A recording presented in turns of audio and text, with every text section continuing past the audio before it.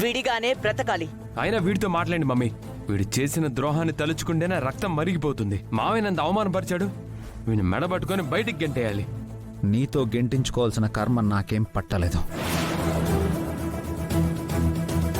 అమ్మాయి గారు, మీరిక్కడ నేనక్కడ ఉన్నంత మాత్రాన మనం భార్యాభర్తలం కాకపోం. మీరెక్కడున్నా మీరే నా భార్య.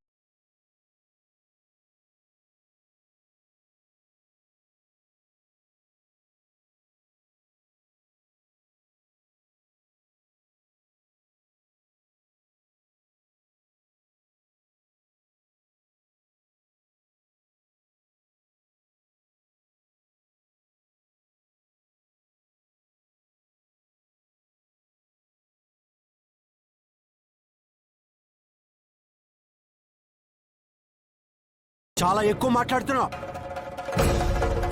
రూపకి నీకు ఎలాంటి సంబంధం లేదని చెప్పారు కదా. ఇంకెప్పుడు రూపను కలవడం గాని రూపతో మాట్లాడడం గాని జరగకూడదు. పోరా బయటికి. నానా, ఎందుకు నాన్నా రాజు విషయంలో ఇంత కఠినంగా మారిపోయారు? వాడు చేసిన పనికి చంపలేదు, సంతోషించు. అక్క విషయంలో చేసిన తప్పు నీ విషయంలో చేయడానికి గ్యారెంటీ ఏంటి?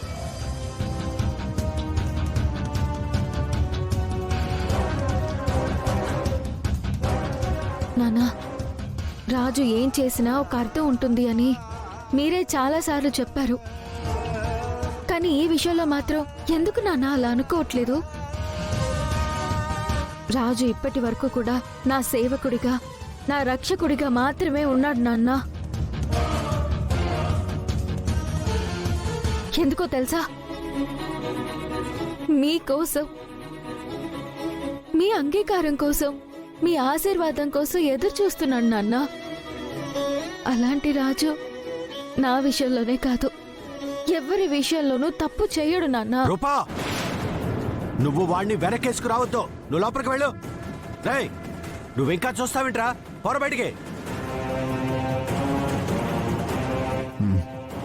వెళ్తాను పెద్ద. ఏదో ఒక రోజు నేనే తప్పు చేయలేదని, ఈ విజయాంబిక గారి పెద్ద తప్పు చేశారని మీకు తెలుస్తుంది.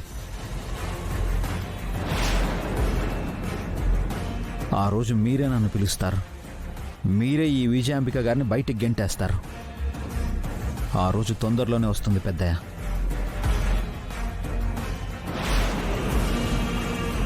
అమ్మాయి గారు, ఇంకెప్పుడు ఇలా చేయకండి.